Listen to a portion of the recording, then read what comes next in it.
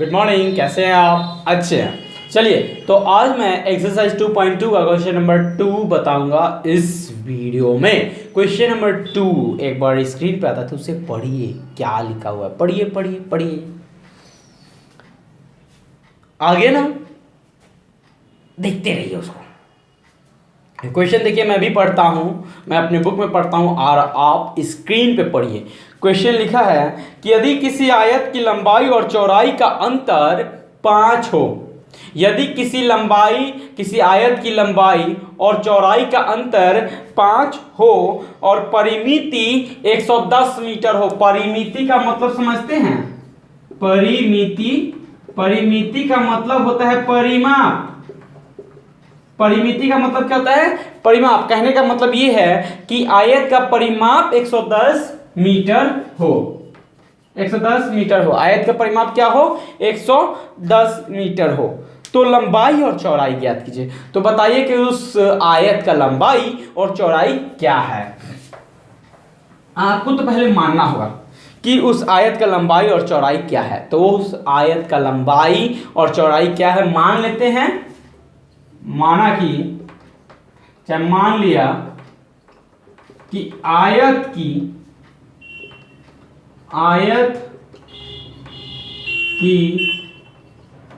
लंबाई x metre और आयत की चौड़ाई y मीटर। मान लेते हैं। मान लिया कि आयत की लंबाई x मीटर और चौड़ाई y मीटर। क्वेश्चन कहते हैं कि यदि किसी आयत की लंबाई और चौड़ाई का अंतर 5 मीटर हो, मतलब अगर हम देखें प्रश्न के अकॉर्डिंग, प्रश्नानुसार, चाहे प्रश्न से आयत की लंबाई और चौड़ाई का अंतर 5 हो। आयत की लंबाई और चौड़ाई का अंतर क्या हो? आयत की लंबाई और चौड़ाई का अंतर 5 हो। ये हम प्रश्न के अकॉर्डिंग हम लिखें। अब देखिए इसका परिमिति क्या होता है। परिमिति, आयत की परिमिति। तो आयत की परिमिति का फॉर्मूला पता है ना? आयत की परिमिति होता है 2 गुने लंबाई प्लस चौड़ाई। तो हम लिखते हैं यहाँ पे आयत की परिमिति बराबर 2 गुने लंबाई प्लस चौड़ाई। आयत का परिमिति कितना है? 110 मीटर। कितना है? 110 मीटर। 110 मीटर बराबर 2 गुने लंबाई की जगह हम x रखेंगे, चौड़ाई की जगह y रख देंगे, हो गया। अब दिमाग थोड़ा लगाइए, इसको मैं मिटाता हूं। ओके, ये हो गया 110। x प्लस वाई में क्या कर रहा है? ये 2 मल्टीप्लाई कर रहा है, तो इसको हम भेज देंगे इधर। क्या करेगा? वो डिवाइड करेगा जब हम इधर भेजेंगे। तो 110 को 2 से जब हम भाग देंगे तो हो जाएगा 55। क्या हो जाएगा? 55, यानी 55। इसी को बोलते हैं 55 x प्लस वाई। देखिए ये भी एक इक्वेशन बन गया। इसको मैं 100 मिटा दे रहा हूं। और जैसे ये हो गया x plus Y is equal to 55। x plus Y is equal to 55, ये हमारा हो जाएगा दूसरा समीकरण।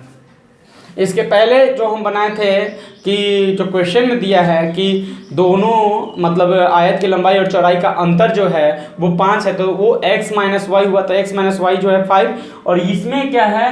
x प्लस वाई जो हम निकाले वो 55 होगा। तो ये हमारा दूसरा समीकरण है। अब हम इस दोनों समीकरण को सॉल्व करके x और y का मान निकालेंगे, और x और y का मान जब निकालेंगे तो आयत का लंबाई और चौड़ाई का मान भी निकल जाएगा।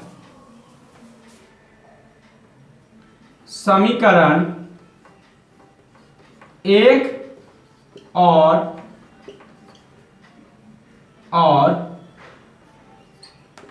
2 को जोड़ने पर मतलब समीकरण 1 और 2 को आप जोड़िए, जोड़ने पर समीकरण 1 था, अभी तो मैंने मिटा दिया है, समीकरण 1 था x minus Y is equal to 5 और दूसरा समीकरण है x plus Y is equal to 55।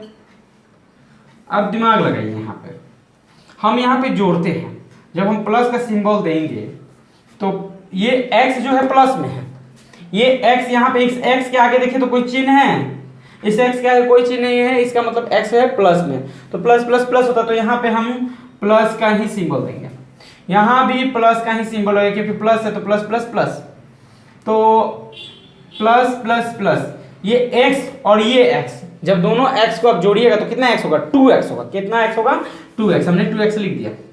अब ध्यान लगाइए, ये y माइनस में है और ये y प्लस में है, ये y माइनस में है, ये y प्लस में, तो यहाँ पे कट जाएगा, आपस में कट गया। अब यहाँ पे क्या बचेगा, यहाँ कुछ नहीं बचेगा भाई, और यहाँ पे ये देखिए, यहाँ पे जब प्लस हम करेंगे ऊपर और नीचे को जोड़ेंगे तो 60 हो जाएगा। Therefore x is equal to 60/2, cut कीजिए, 2 3 जा 6 0, x का मान आ गया 30। अब y का मान निकालना है, y का मान कैसे निकलेगा भाई, तो देखिए ये दो इक्वेशन है, एक तो इक्वेशन क्वेश्चन में दिया था कि आयत की लंबाई और चौड़ाई का अंतर 5 है, और दूसरा हमने निकाला x प्लस वाई जो कि 55 है, तो इस दोनों इक्वेशन में से कोई एक इक्वेशन ले लीजिए और उसमें x का मान रखिए, y का मान निकल जाएगा। जैसे हमारा ये पहला इक्वेशन था x minus Y is equal to 5, इसमें हम x का मान पुट करते हैं, x minus Y is equal to 5। अब इस x में हम 30 रख दिए, यहां minus Y is equal to 5 हो गया।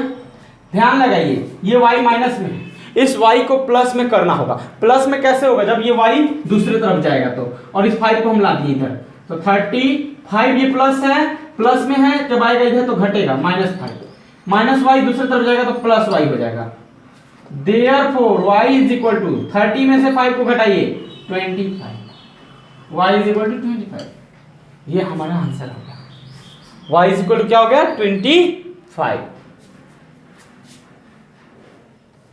x का मान था 30, यानी x और y का मान हो गया 30 और 25। समझ में आ गया, बहुत ही आसान क्वेश्चन है ना, तो थोड़ा सा आपको दिक्कत हुआ होगा मे बी, तो प्लीज़ क्वेश्चन को 2-3 बार आप रिपीट करके देखो, समझ में आएगा, एकदम 100% है कि समझ में आएगा।